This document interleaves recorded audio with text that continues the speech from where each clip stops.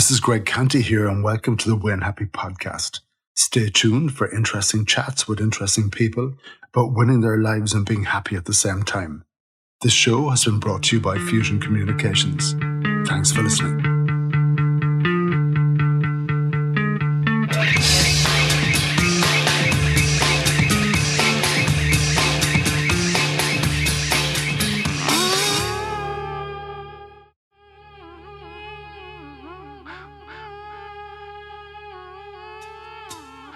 On this episode, I chat with Paul Niland, an Irishman who sits in the eye of the potential storm in Kyiv in the Ukraine.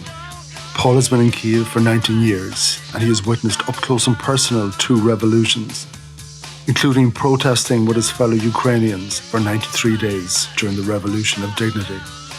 We chat about the resilience of the Ukrainians, we chat about life in Kyiv today, and why he and his fellow citizens will bear arms.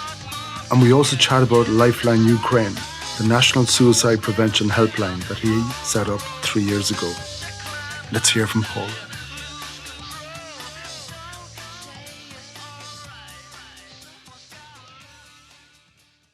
Paul Niland, a big welcome to the Win Happy podcast. How are you keeping?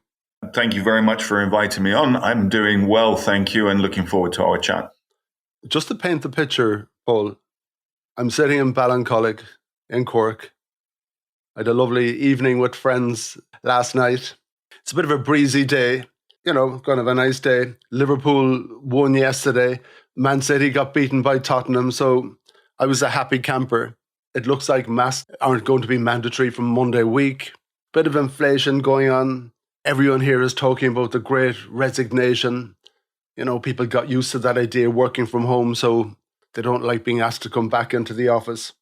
These are the things that we worry about in Cork, in Ireland. You're sitting in Kyiv, in the Ukraine, and trying to get our heads around those different perspectives. What is it like sitting where you are right now today? So my perspective then, where I am, the sun is shining in through my lounge window. I will be going off to go and meet with a friend later on to take her beautiful Labradoodle for a walk in a park.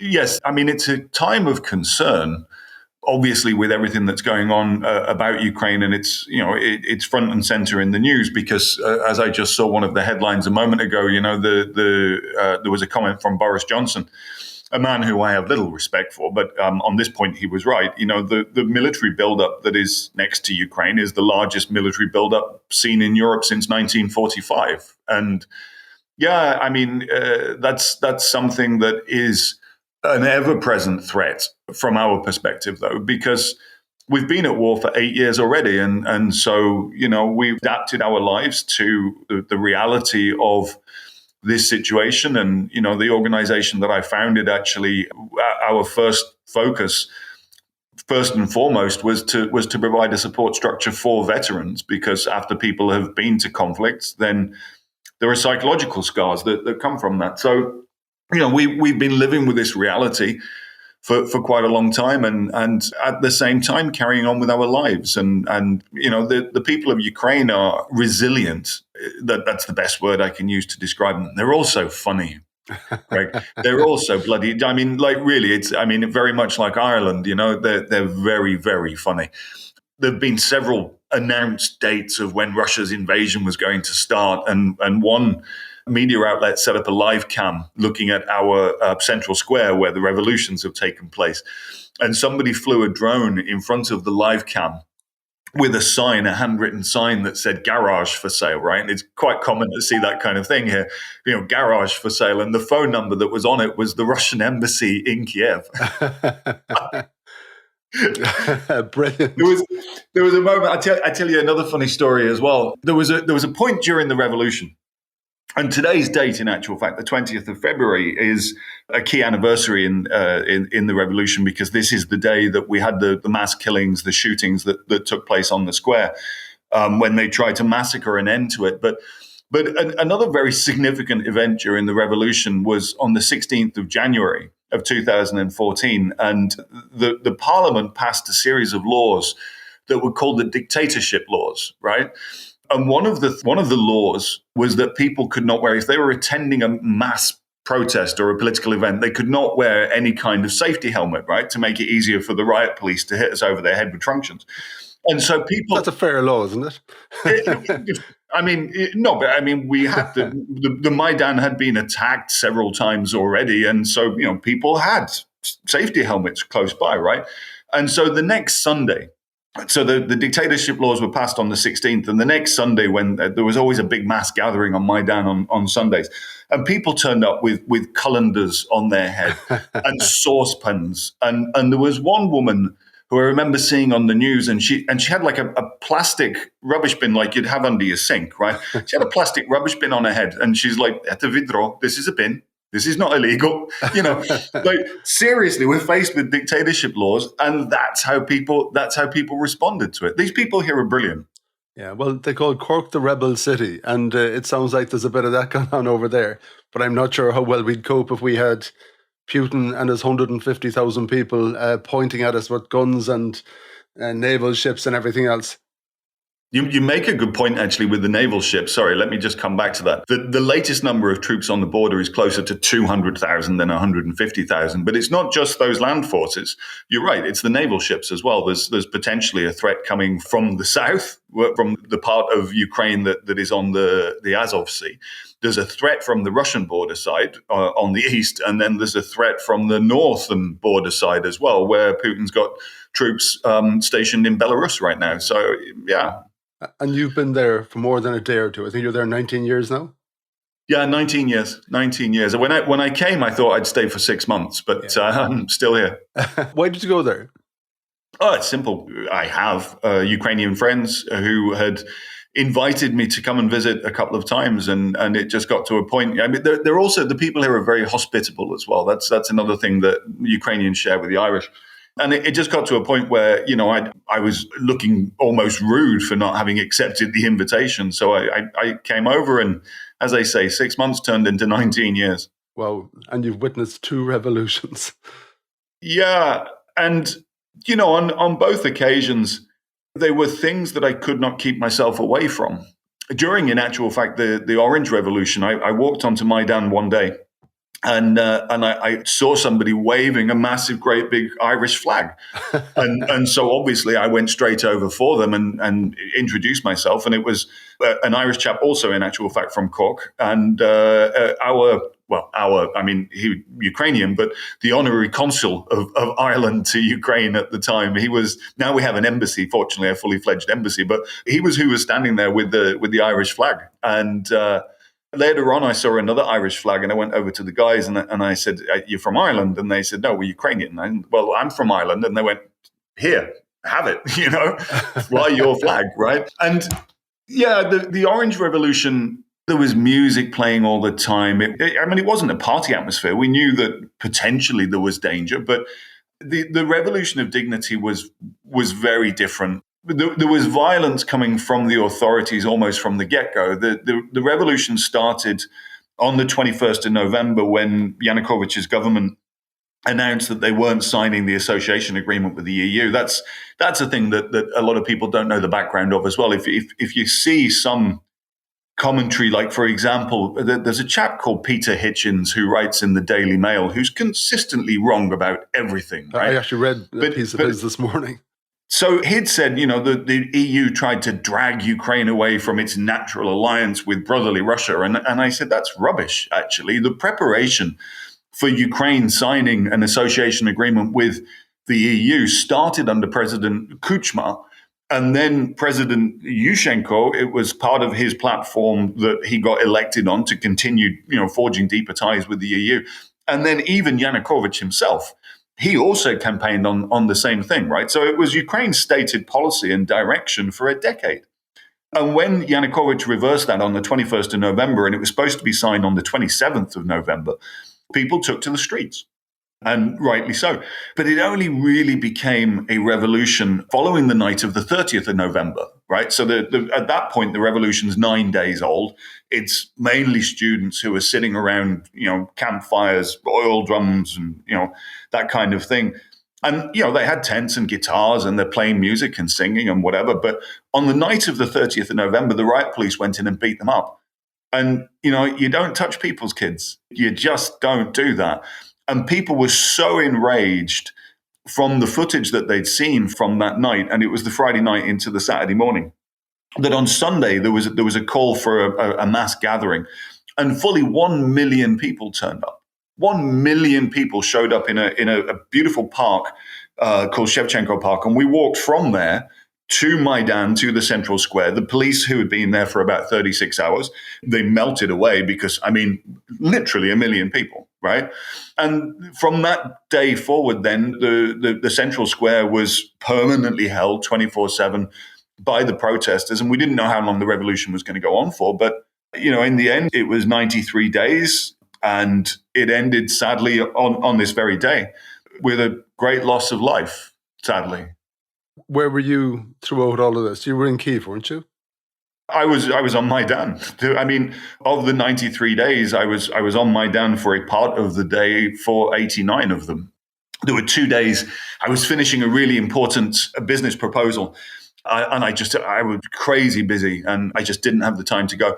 And there were 2 days actually where I'd woken up one morning and my knee had completely frozen up. I used to play a lot of squash and I twisted my knee one time and I get recurring problems and I couldn't walk. I went to the doctor and he stuck a massive needle in the center of my knee, and you have a barrier between the two bones in your leg, and mine's basically worn away. And I'm sounding old now. I use it as a barometer. It tells me when it's going to rain.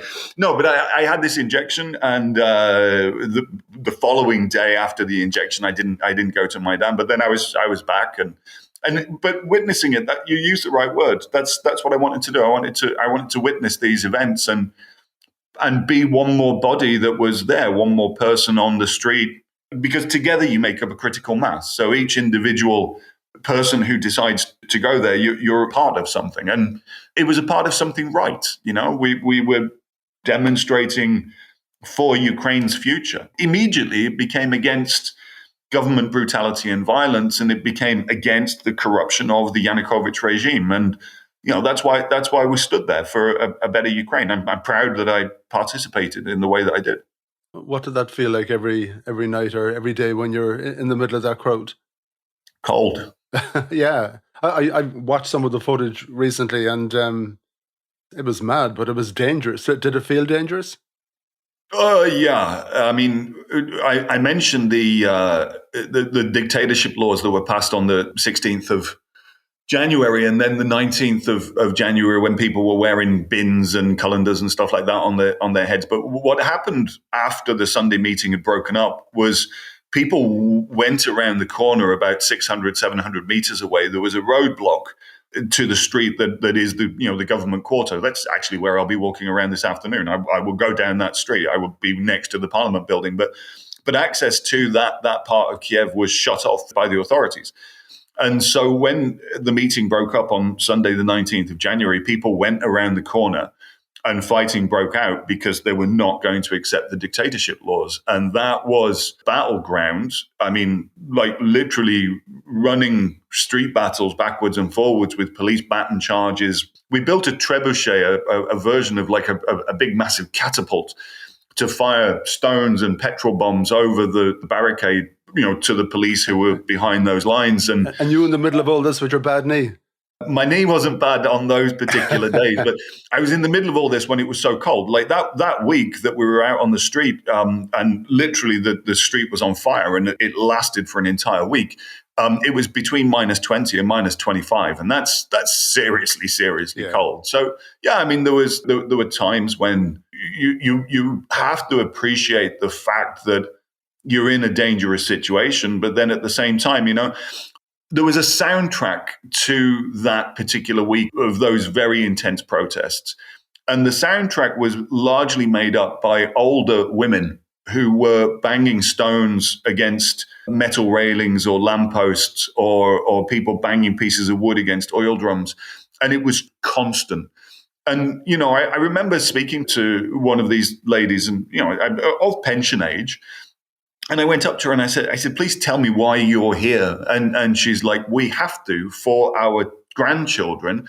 And then she pointed over the barricades. And I mean, I'm not sure what your listeners feel about swearing, but her words basically translated as those bastards over there are stealing everything and we have to stop them.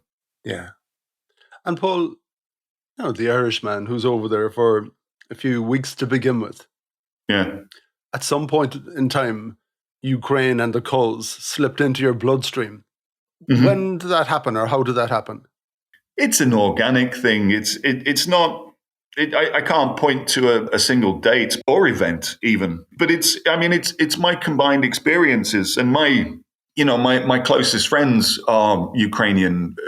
My best man divorced sadly, but when I got married, my best man was Ukrainian, and I'm a part of what is happening here. And actually, your question leads me to give you an answer to give people some perspective about what things are like here. We are reforming and changing this country. And that means that I'm a part of this experiment of trying to bring change to a country of over 40 million people. Some of the people that I know quite well and interact with on a regular basis are the people who are creating Ukraine's anti-corruption reforms. And to be a witness to monumental events that have changed the direction of the country, including those revolutions, including the war. And when the war broke out, by accident, that led to me becoming a writer on Ukrainian affairs. My skin is very much in the game. I'm widely published about what's going on here, and to be seeing a war in our country, and I say our country because I am basically Ukrainian in my heart. My passport's Irish. I was born in Dublin, but I'm Ukrainian at the same time because we are all in this together. Whatever this is. Trying to make a change, trying to make a difference. Feels like there's something very meaningful and very significant going on.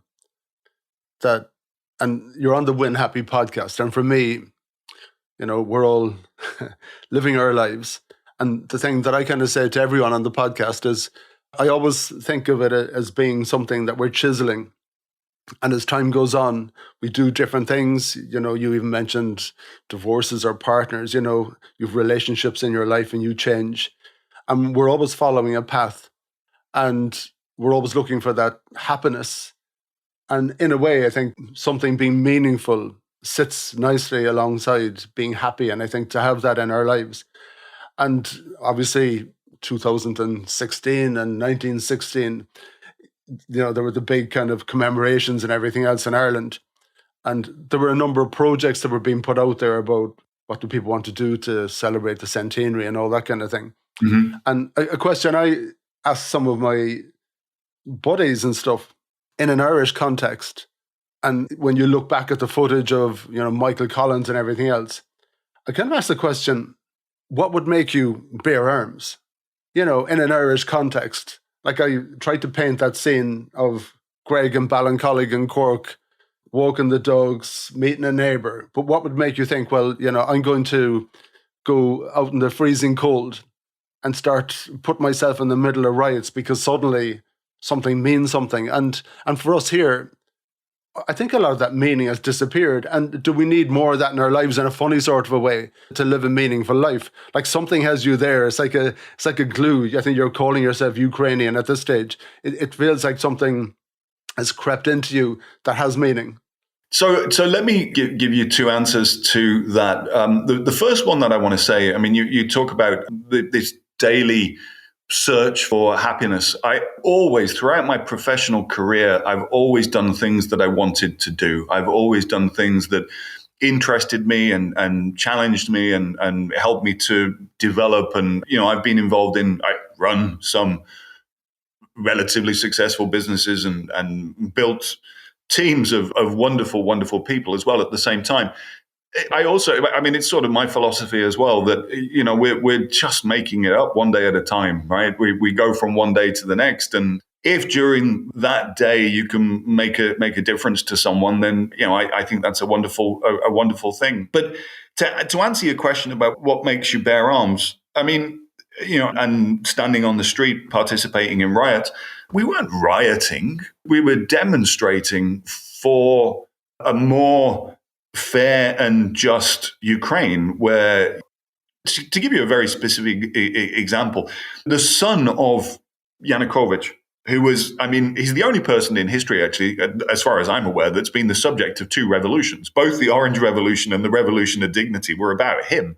The first one when he tried to steal an election, and the second one about his corruption. And so the son of Yanukovych, who trained as a dentist, right, was awarded, during 1 year of the Yanukovych presidency, he was awarded $2.3 billion in state contracts for one thing or another. I mean, the nepotism was obvious to see, but our free press here in Ukraine, that is a legacy of the Orange Revolution. Following the Orange Revolution, it was, this is something that we will never let go of. We have a free press, and that doesn't exist, for example, in the dictatorships of Belarus and Russia. But we insisted on that, and that exposed the corruption. And, knowing that Yanukovych has awarded his son $2.3 billion in state contracts, one of our most successful reforms post-revolution has been to introduce a system which is called literally Prozora, which means for transparency. It is an online platform that state contracts are awarded through, and everybody can see it and everybody can participate. And, it's saving the state and therefore the taxpayer like $1.5 billion per year. That, it makes a big, big difference. So, standing on the street during the revolutions is one thing. The question very specifically was about taking arms. And I said this, I was on a UK radio show sometime last week. And what I said then is that I will be joining the territorial defense units that are being formed here. It's not the military, but it is a place where civilians can go for training, including firearms training. And purpose of those units is to prepare people to be able to deal with an occupation, or an occupation force, I should say. And the host sitting there in the UK found this quite shocking and said, it's rather dangerous. And aren't you scared? And, if it comes here to my home, then of course I'm going to defend it. It's not me putting myself in a dangerous position. A dangerous position has come to me. I'm 49 years old now, but I work out regularly. I don't carry any fat on me. I'm in decent shape, and I can actually shoot a gun. I've done it on many occasions, and I'm not bad at it, right? So I'll go and train with the Territorial Defense Unit. Not that I think realistically there's a threat to Kyiv specifically. I don't think that Kyiv is ever going to come under Russian occupation, but I just want to be ready and be better equipped for that eventuality. I hope I'll never have to put that training into practice. But if you're potentially faced with a threat, then you prepare yourself for it. That's all I'm doing. It's not, and again, it's not me going out there and saying I'm going to do X, Y, or Z. If the danger comes to me, if people try to occupy this place that has been my home for 19 years, then you're damn right. I'm going to resist that. And when you're having that cuppa or that few beers with your buddies, I presume that's a conversation people are having with each other. Are you in? If this comes to pass. You know what? My cleaner comes every Monday, right? And so when she turned up this week, and she sees a friend of mine gave me a plate vest, a bulletproof vest, and ballistic goggles as well. And happy birthday! No, seriously.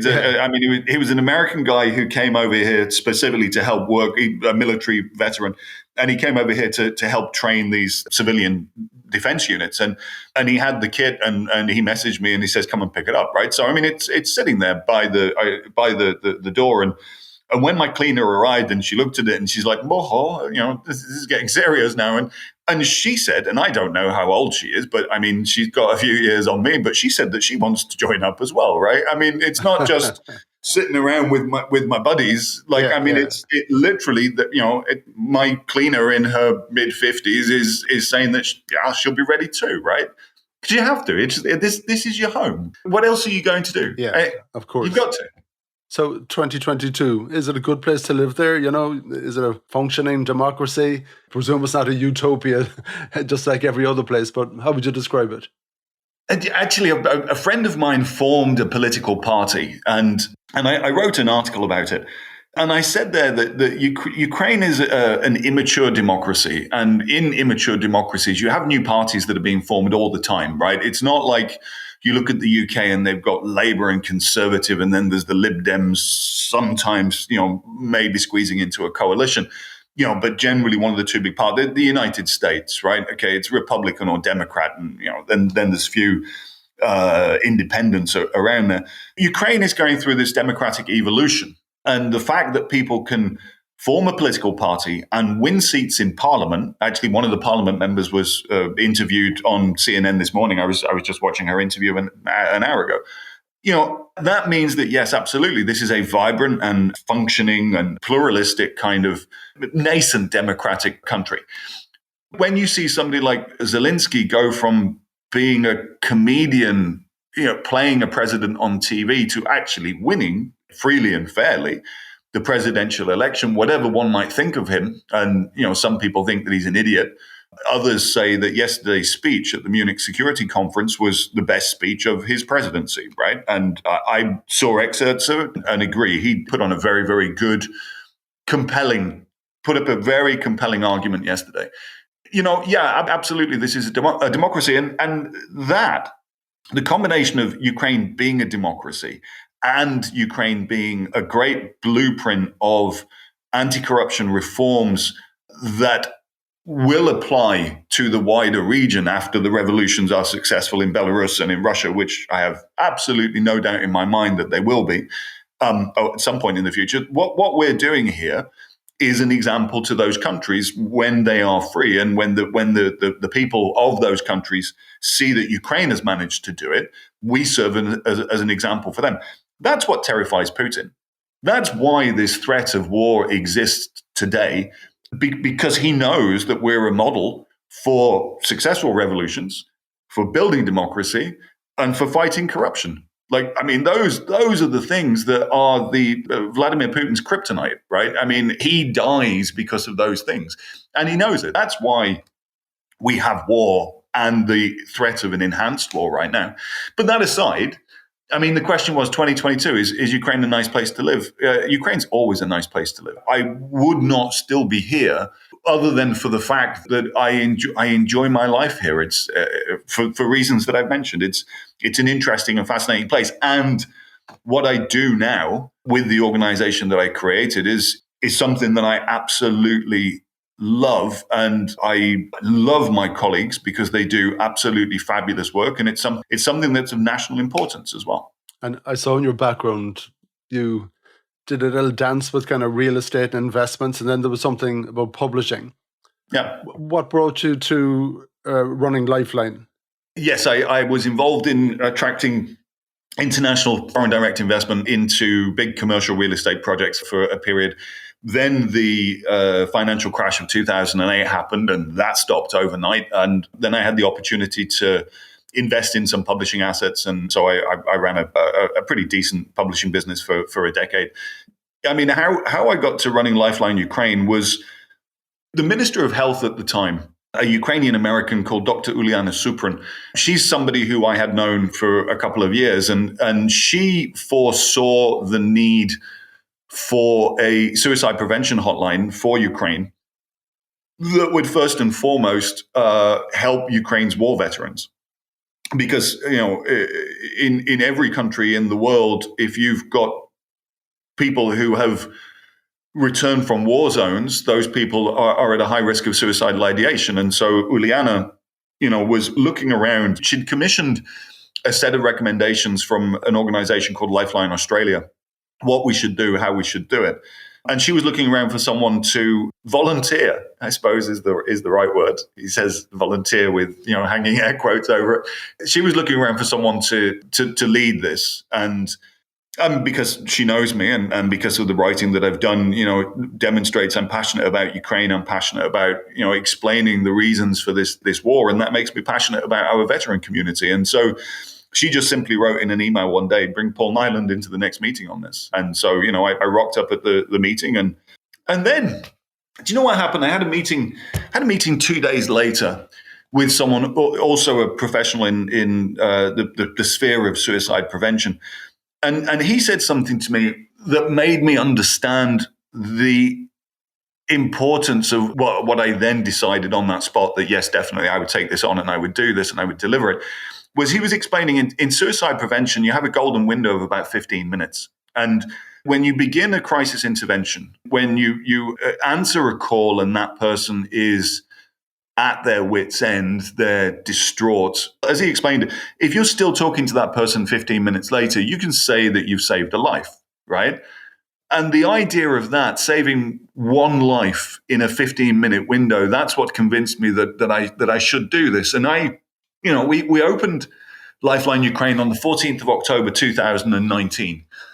And on the night of the 16th to the 17th of October, we had our first 2 suicidal calls. And I use social media a fair bit. I look at Twitter as I'm consuming my morning coffee because, that's my source of news, and because I want to try to help to influence debate on Ukrainian affairs as well. Then I get about my day and I go to the office and might tweet occasionally later during the day when I pop outside for a cigarette or something like that. But I thought the first time that we could say we had a suicidal call, we saved a life, I thought I'd do some triumphant social media post, yay, and I didn't. It hit me in a really deep way that we'd done that. And I wrote a private message to a couple of people.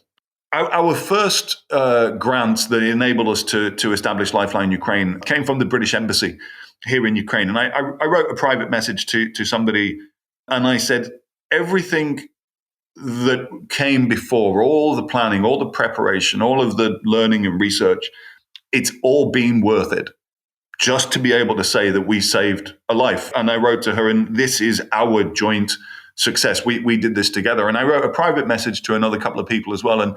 And our mission never ends, right? Our mission is the next call, the next person who phones Lifeline Ukraine. That's who we're here for. I've instilled in the team this idea of the rule of one, right? It's one person, one call, and it's the next one. In total, since we began operating, we've answered on 19,000 occasions, right? But, that 19,000, they're each instances that meant the world to that caller at that moment. Our focus is on the next call. It's the next person. It's the next person who needs our help, and we'll get it. And that's another thing that I want to say about Lifeline Ukraine as well. When I started, you start a new project, blank sheet of A4, and you just, scratching your head thinking, okay, what do I do? And I wrote best international practice. And then I wrote evolving to be Ukraine's national suicide prevention hotline, right? So we began with the mission to be there for the veteran community and the members of their families as well.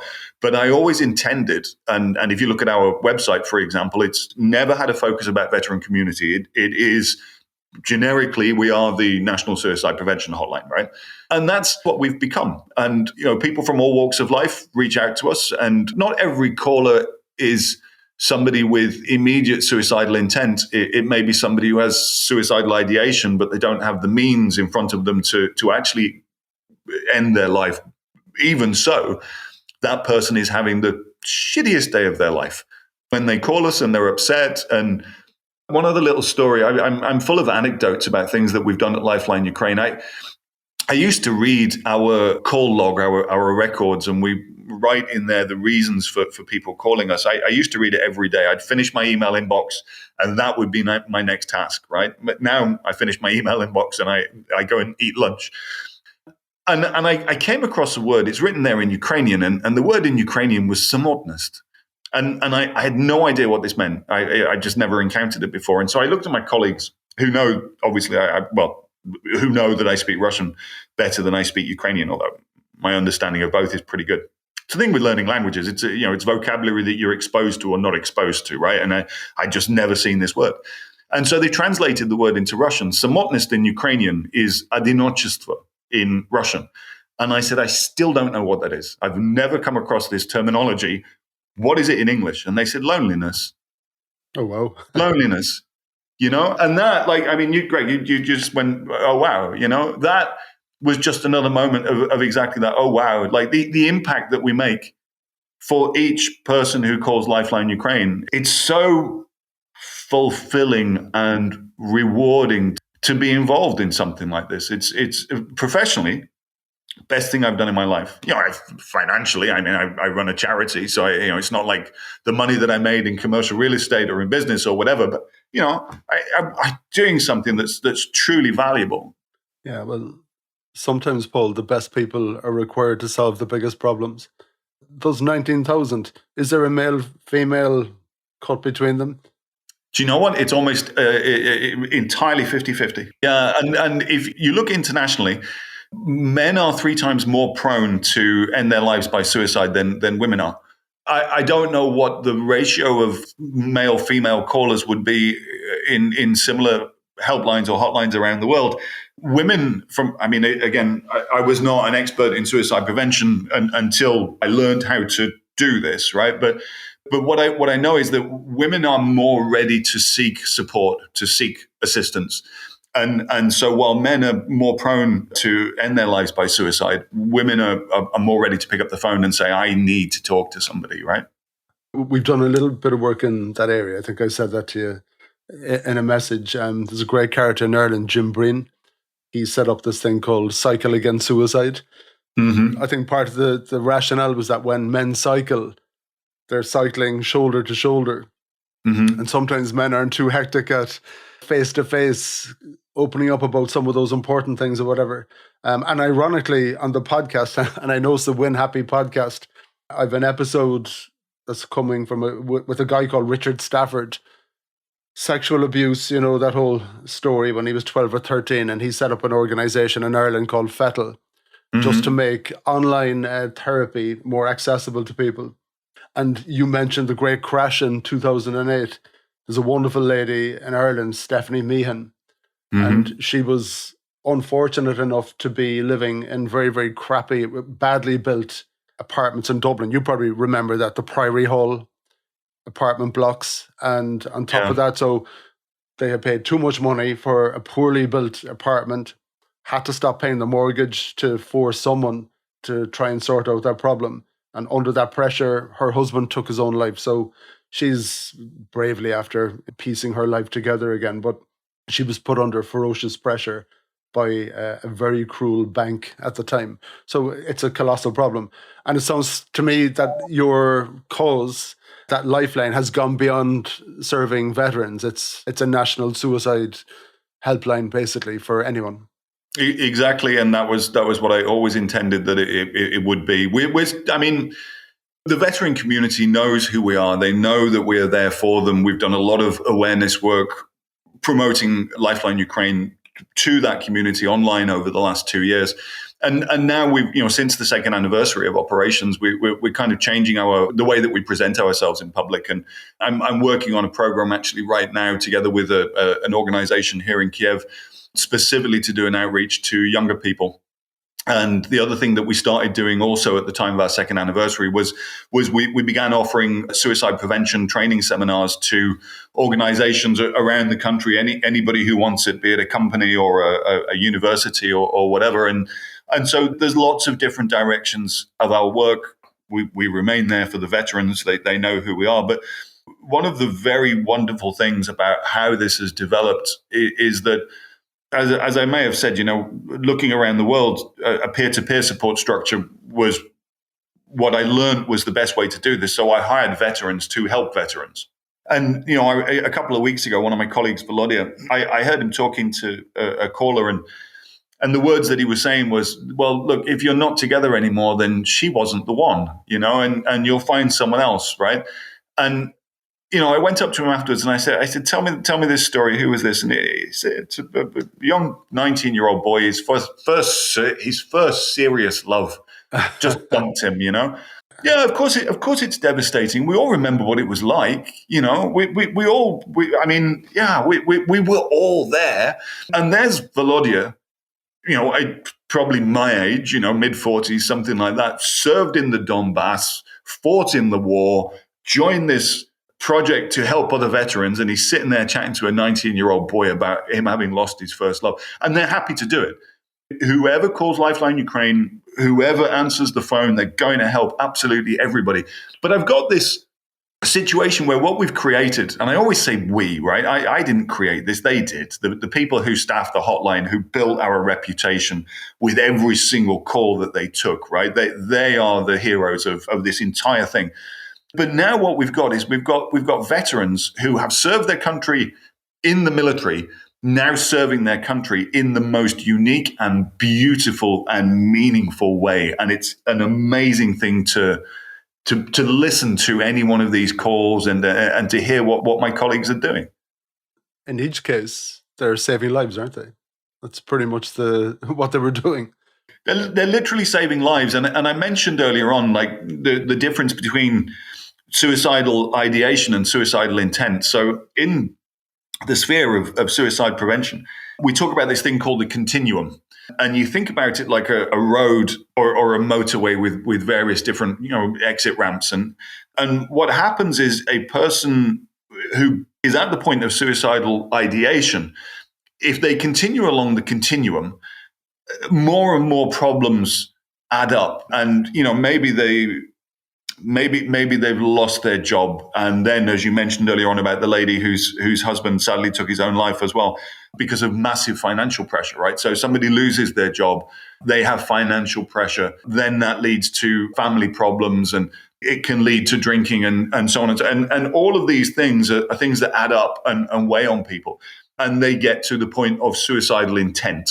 And when we have a call like that, our emergency response is to do a threat assessment, essentially, to find out where they are and if they have the means to end their life in front of them, be it a gun or a pile of pills or whatever it might be. And all of the calls that we deal with are people who are somewhere along that continuum. And so every single call, while 12% of our calls are critical instances where the threat of a person ending their life is imminent, all of our calls are about suicide prevention because they're all about somebody who is somewhere along that continuum. And I swore earlier on, and I'll repeat it.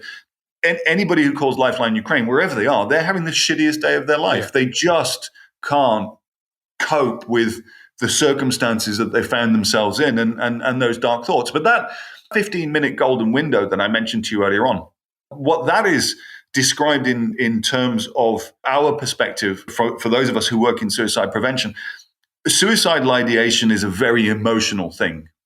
However, our deeper underpinnings are our instincts. And one of our main instincts is survival. And so in that 15-minute golden window, what we're doing is we're helping a person to bring down the level of emotion so that their instinct takes over and becomes the dominant force in their thinking again, right?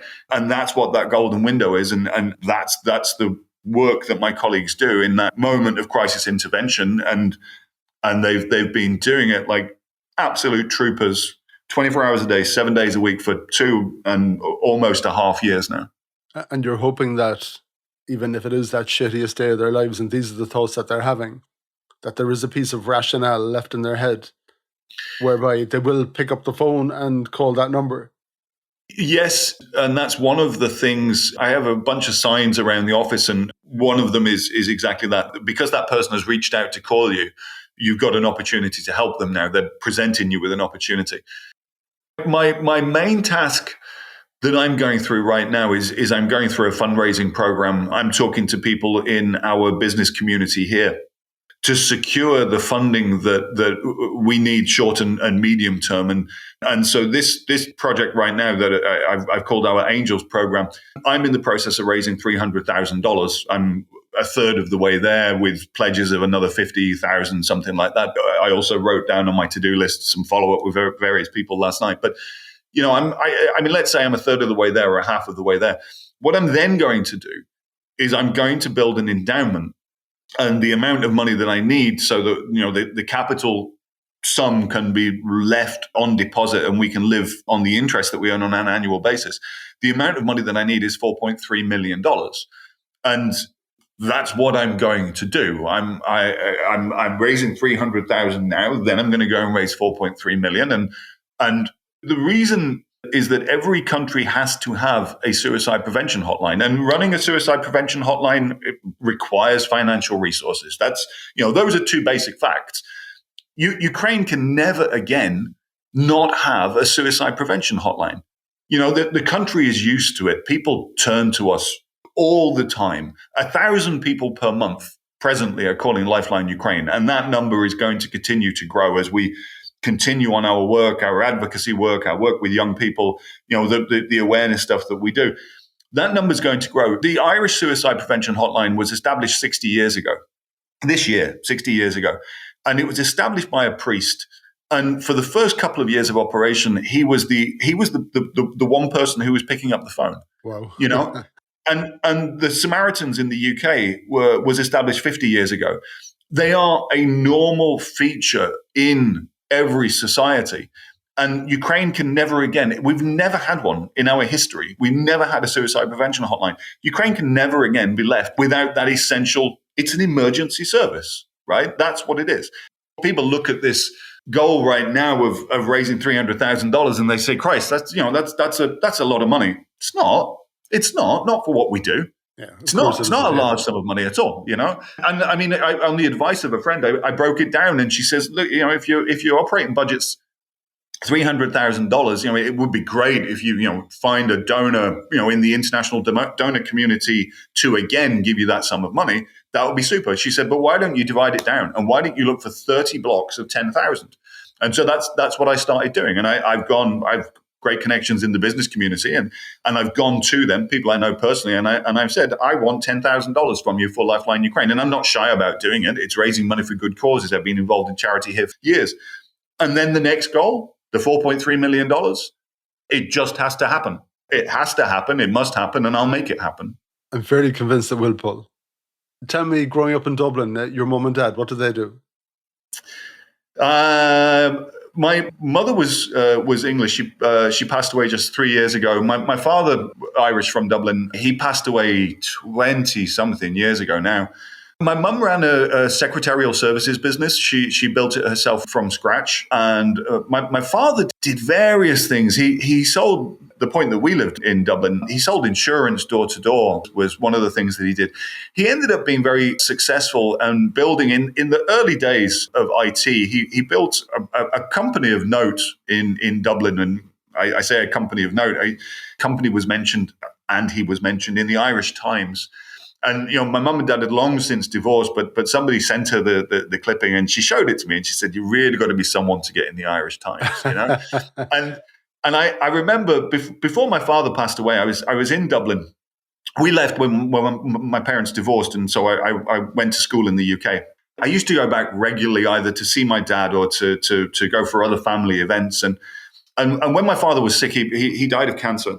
I spoke to him. I was in Dublin for a 40th birthday party, and I told him what I was doing with my life. And he said to me, he says, I'm very, very proud of you. And it really meant a lot to me. And that is something that I make sure that I say to my own son, frequently. And last week or the week before, maybe, because of the situation here in Ukraine, I was interviewed by the Irish Times. And when I saw it, I thought to myself, I wasn't close with my dad because of the whole situation around the divorce, and you know how it is. And I thought to myself, if my dad was still here, I'd love to send him this and say, there you go, Dad. There I am. I'm in the Irish Times, That's pretty perfect, isn't it? Yeah, it would be. It would be. And the other thing I'll say as well, and I don't want to bum out the listeners, but when my mother passed away, I was already in the process of planning and building what became Lifeline Ukraine.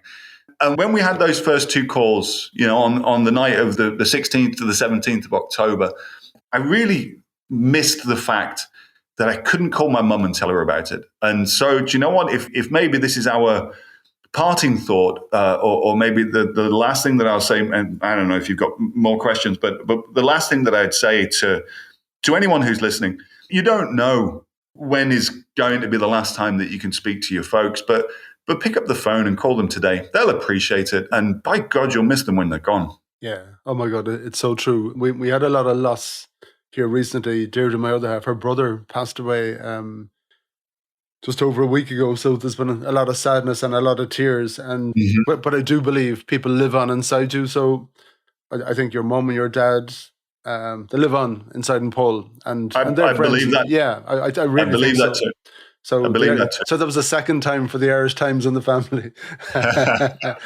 um, it brings me to the kind of wrap up topic: happiness, Paul. What does it mean to you? You know, we all go through challenging times in our life, and no exception. You know, I remember my son. My ex-wife decided that she wanted to move away from Ukraine after we'd separated, and I agreed to it because it meant that my son could grow up in a beautiful place. He actually lives in Cyprus, right?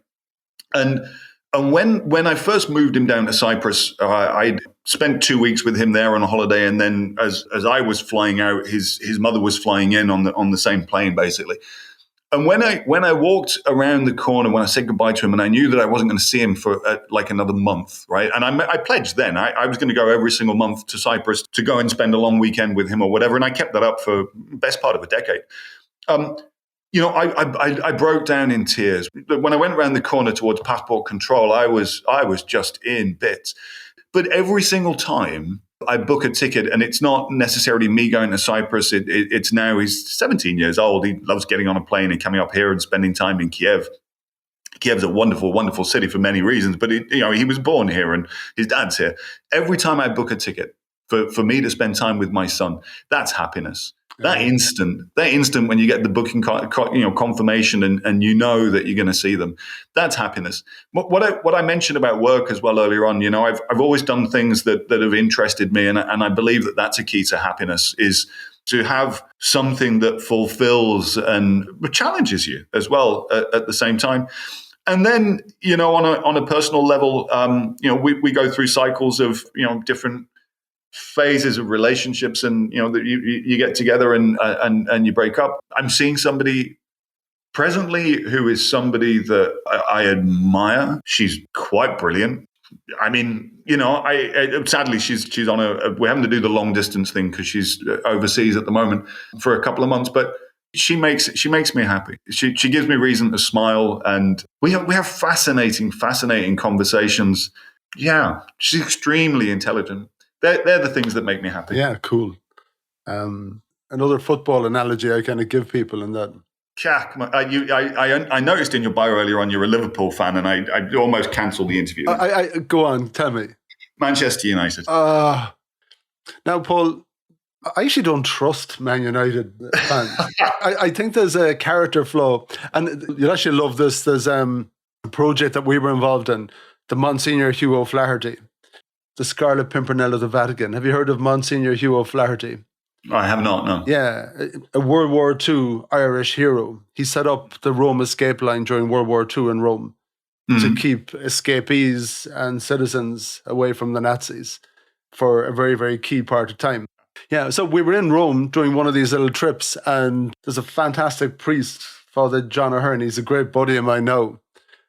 Staunch Man U fan.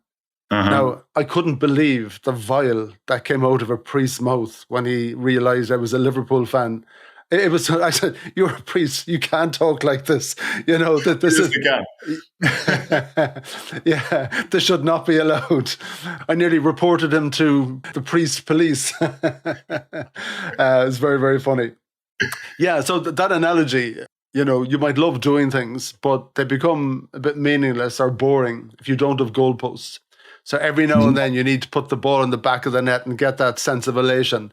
So what are those kind of hitting the back of the net moments for you? The strategy is as described earlier on. I'm raising $300,000 in $10,000 chunks. The ball will be in the back of the net when I complete that, and the brace is going to come.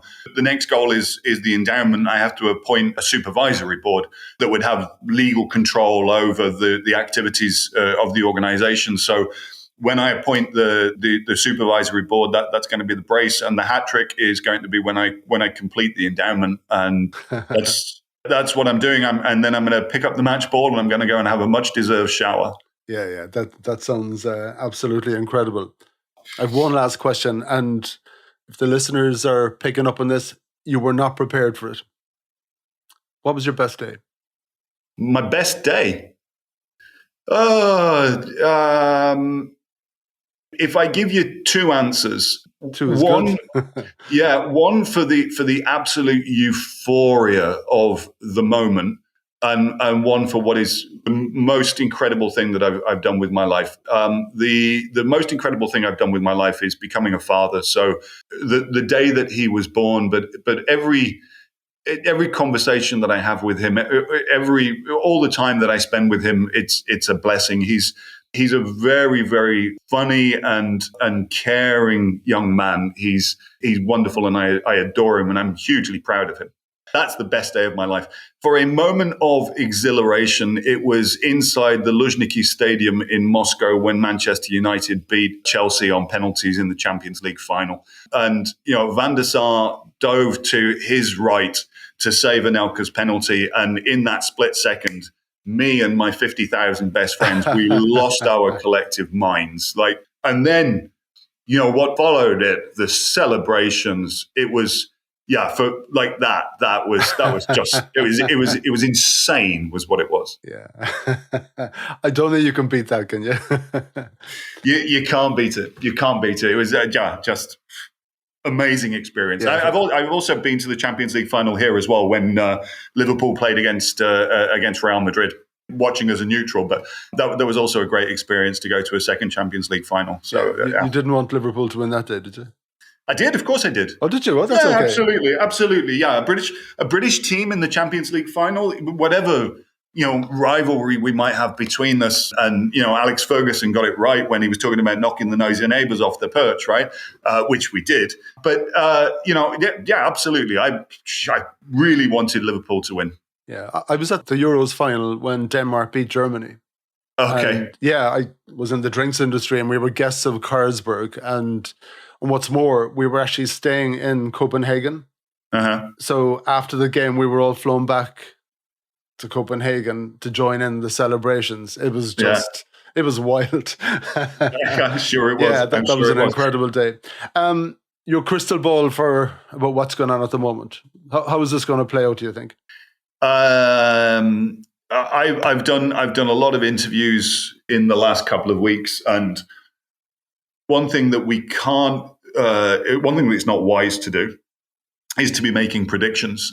We can talk about what's happened. We can talk about what the signals are. We can talk about what they lead us to conclude at this moment. But making a prediction of the day that Russia is going to invade or the extent of that invasion, that's not something that I'm going to trade in. But we see from the relentless propaganda that Russia is determined to try to create a casus belli, a pretext for invasion. We see that they are capable of doing that with almost 200,000 troops on the border. We see official, even state responses that, what the security guarantees that they were looking for. I mean, they weren't looking for security guarantees. They wanted to blackmail, using the threat of violence against Ukraine. They wanted to blackmail NATO to fundamentally change their structure. This isn't about Ukraine's NATO membership. This is about the Russian ambassador to Sweden last week said that Swedish membership of NATO would be unacceptable to them. Right when they sent their list of demands, the demands included drawing down NATO forces already in Bulgaria and Romania, which are both NATO members since 2004. None of this is acceptable. NATO is not going to end their open door policy because of Russian threats, and NATO is not going to draw down NATO forces in NATO member countries. I mean, it was just a non-starter, and the Russians knew it was a non-starter. And so the day before yesterday, the foreign minister, Sergei Lavrov, says, the American responses to our security guarantees were not acceptable, so therefore we moved to a military technical means, right? That's the phrase that they're using. There's no definition to that. It means military. That is what is going to happen. I said 2 days ago in an interview, and again, I don't do predictions, but 2 days ago I said that the order to invade has been given. And yesterday, the U.S. Defense Secretary Lloyd said exactly the same thing. So I was just 24 hours ahead of him, and I'm certain that I'm right. We don't know the extent of the invasion. That remains to be seen. But certainly, Russia is coming into more parts of Ukraine in one way or another, and it's happening soon as well. So we'll see. The Ukrainian military is going to stand there and will inflict massive casualties on the invading army. They've stood firm on the current contact line for almost 8 years. That contact line has hardly moved for 7.5 years. And the Ukrainian military, they have defended the free part of Ukraine against those Russian forces. And that's something that, I tweeted out just before we came on the show. I don't know why the media continues with this habit of calling them separatists. They're not separatists. The entire thing was created in the Kremlin. What we're fighting against is Russian occupation of Ukrainian land. And those Ukrainian soldiers, some of whom it is my absolute honor to work alongside, those Ukrainian soldiers won't give up an inch without a big bloody fight. Yeah, I think they've had 20 years of resilience training. It was one of the first words that I used to describe this nation. They're very, very resilient. Thank you so much. Go and walk that dog. I'm going to go and do it right now. Take it easy, man. All the best to you. I appreciate Bye-bye. it. Thank you.